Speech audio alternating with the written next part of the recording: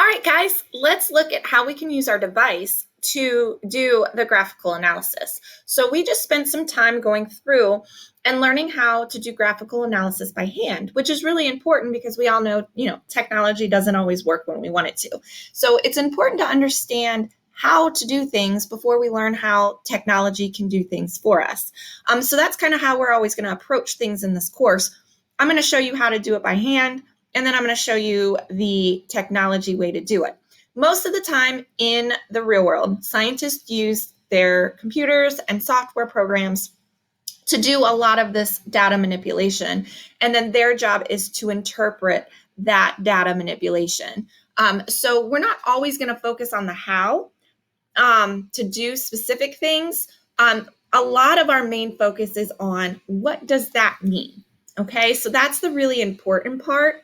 But for this, it's really important to kind of hone in your skills at doing and calculating slope and finding the y-intercept and coming up with a general equation, because that's one of the foundations in science when we collect data.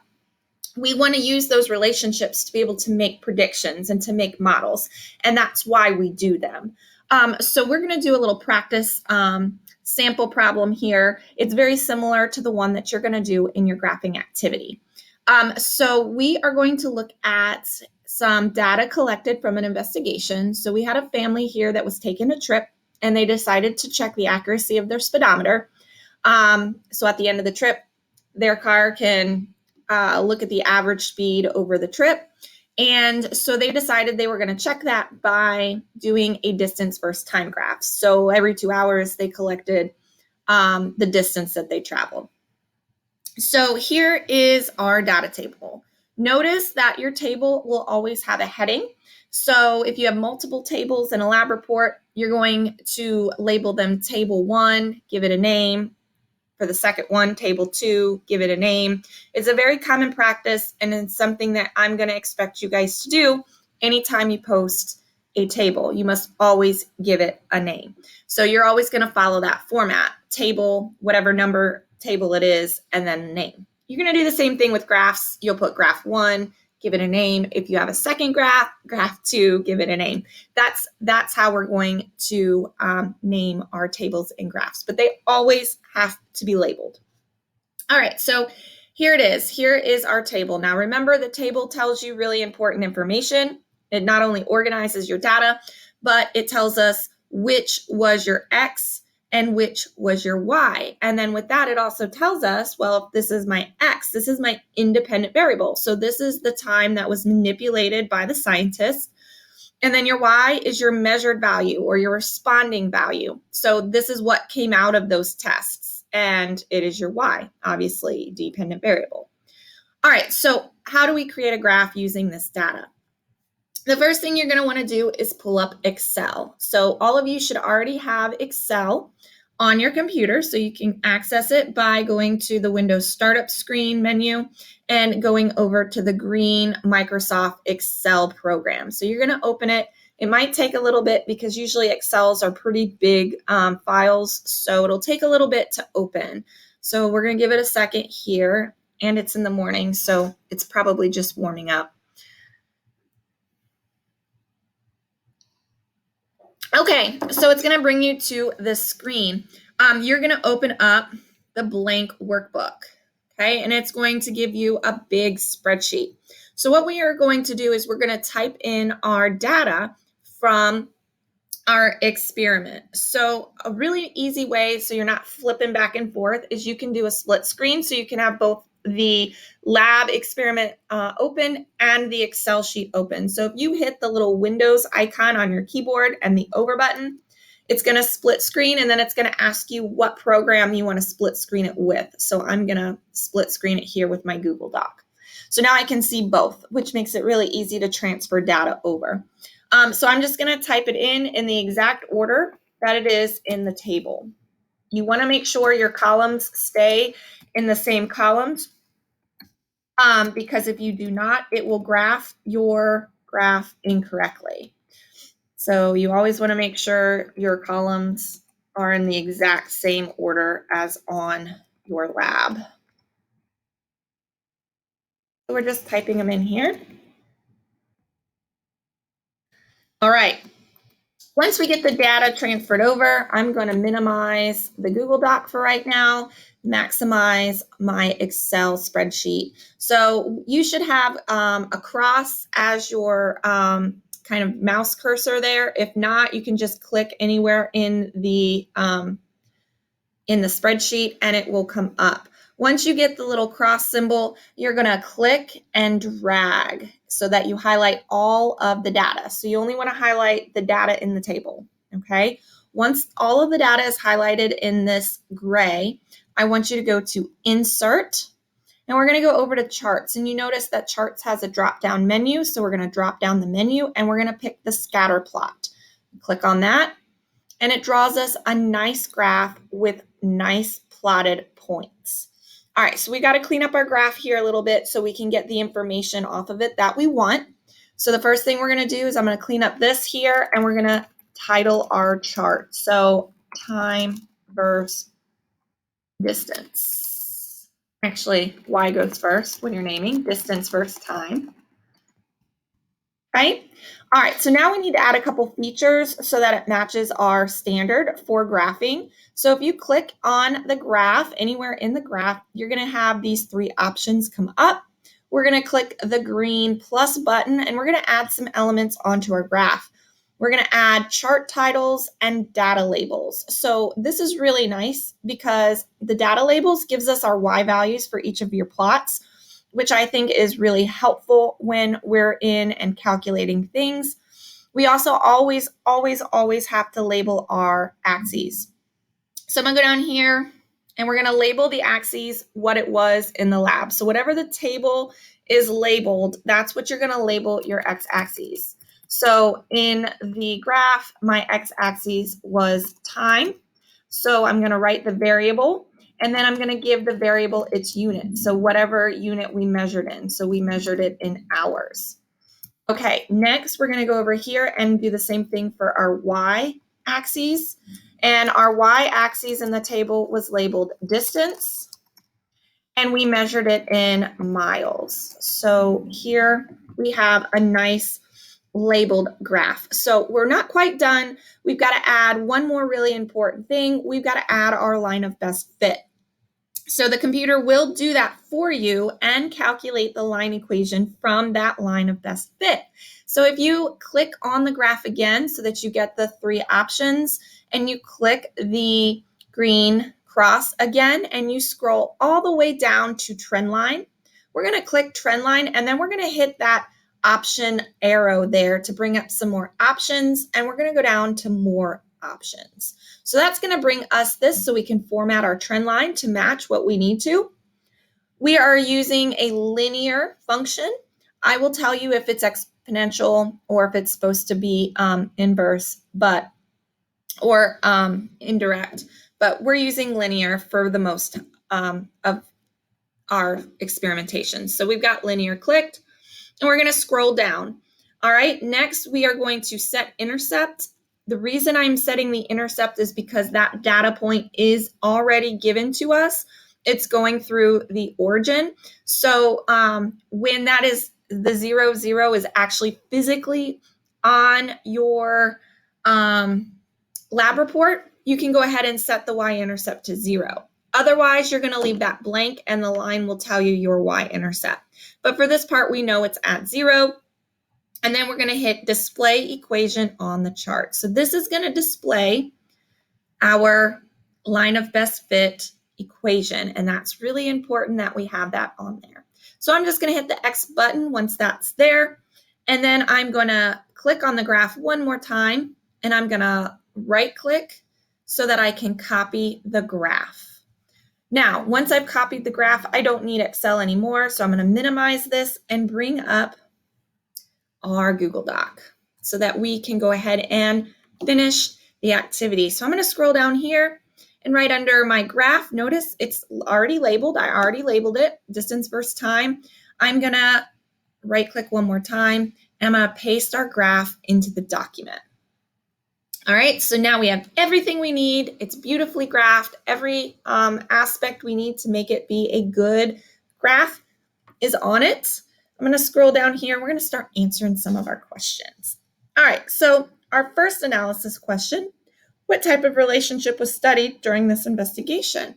Well, we have a nice straight line that's increasing. So as one variable increases, our other variable increases. Gives us a nice line, so we know that this is a direct relationship. It's a direct relationship. And we're going to go ahead and explain that a little bit better, which means as x increases, so does y. All right, we always want to explain a little bit more. So we want to get out of the habit of just one-word answers. We want to be very explicit in what we mean when we write something down. So you always want to kind of get into that habit. Like, yes, it's a direct relationship, but what does direct relationship mean? All right, what is the constant? Be sure to include the units. Another name for constant is the slope. So in science, when you see what is the constant, that's telling you what is the slope of that best fit line. So I can look up here and it is right there in my general equation for my best fit line. Remember that m, because it's y equals mx plus b. So there is our slope. So it is 50. I'm going to go ahead and leave it as a whole number because if you remember, all of our data points, if I scroll back up here, all of our data points were whole numbers. So we don't want any decimals in our answer because we're going to make it match the sig figs. So it is 50, and I'm going to include the units. So remember when you're doing slope with the units, whatever you do to the number values, you do to the units as well. And if you remember, slope is change in y over change in x. So it is our y unit divided by our x unit. So we are in the unit of miles per hour. Okay, that should be a pretty easy unit to understand because you guys have seen that before, miles per hour. So that's speed or velocity when you're traveling. So obviously we were traveling in the strip at 50 miles per hour. See, slope always tells you something.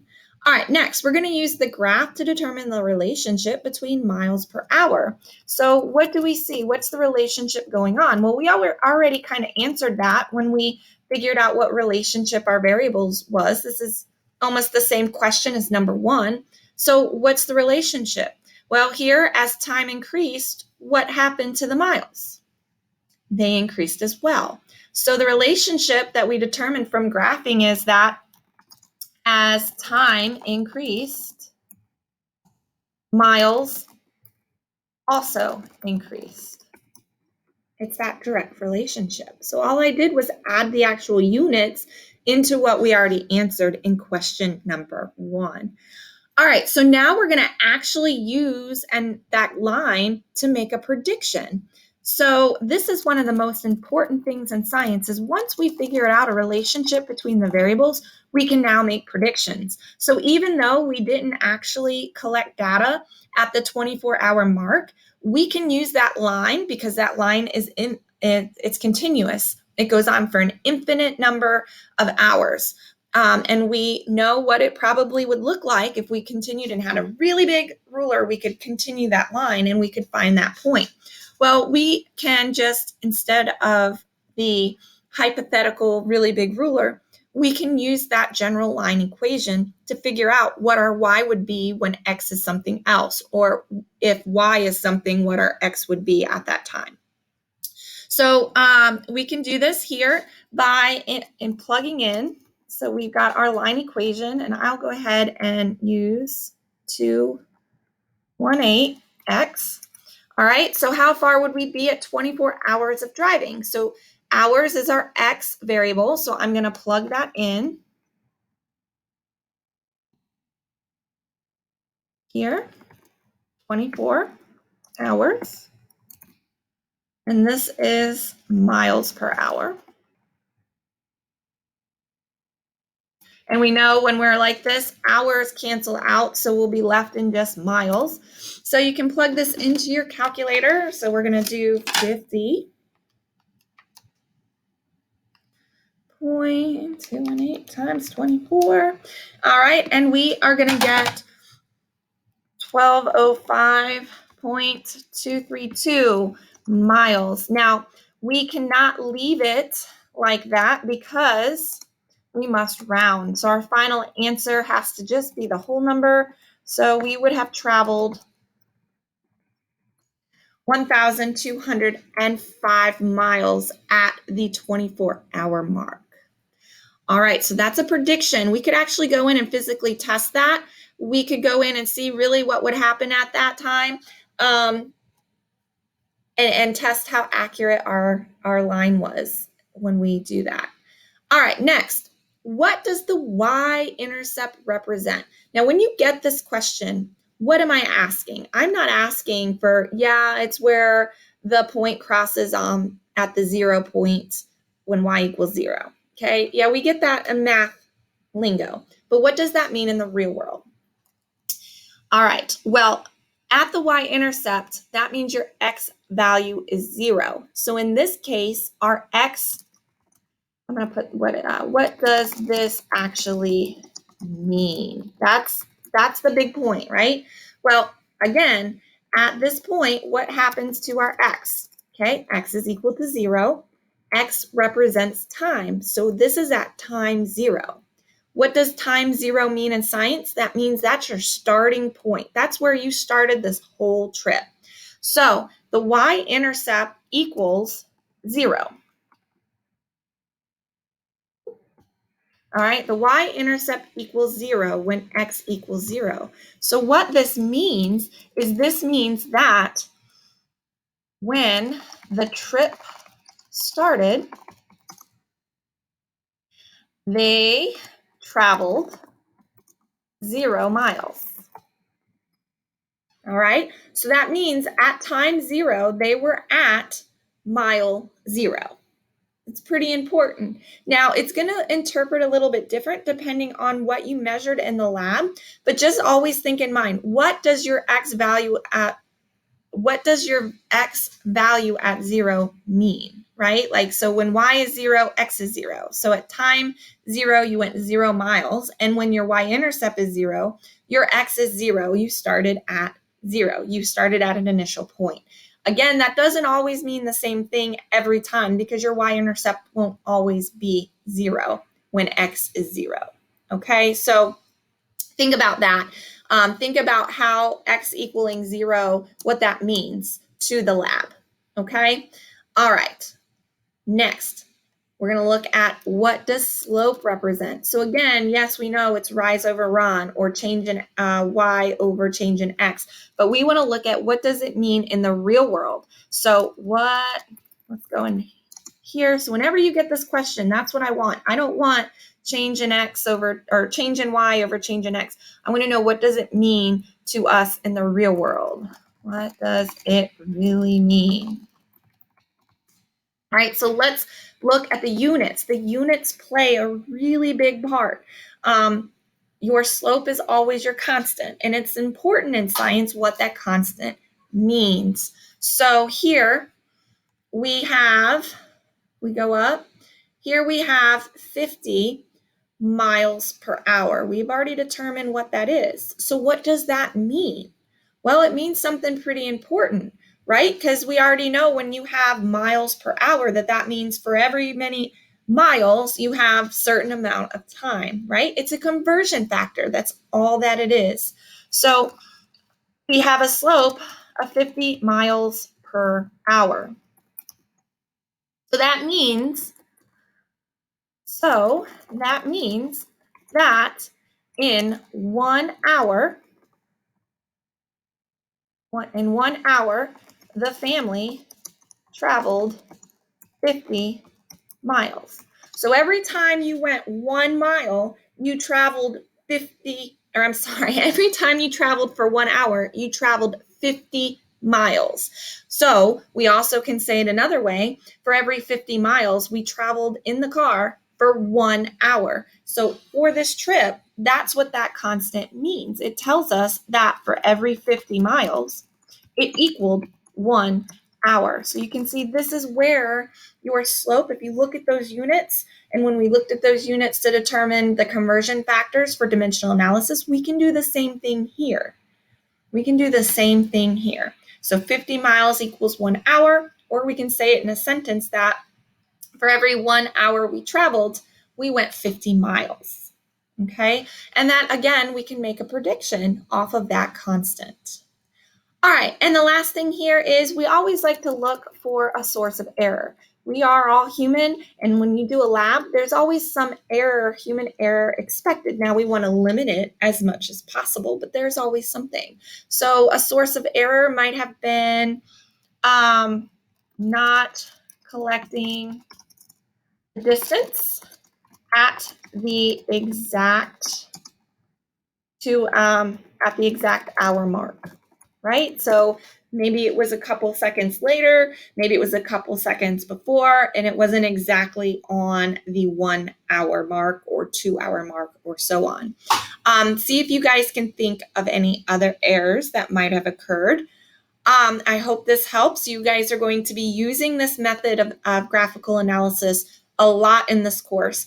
So if you struggle creating a graph in Excel and making sure all of the important information is located on it, please send me a remind and we will work on it, or write down your question and ask me in class. But this is a very, very important skill that you will be using throughout this entire course.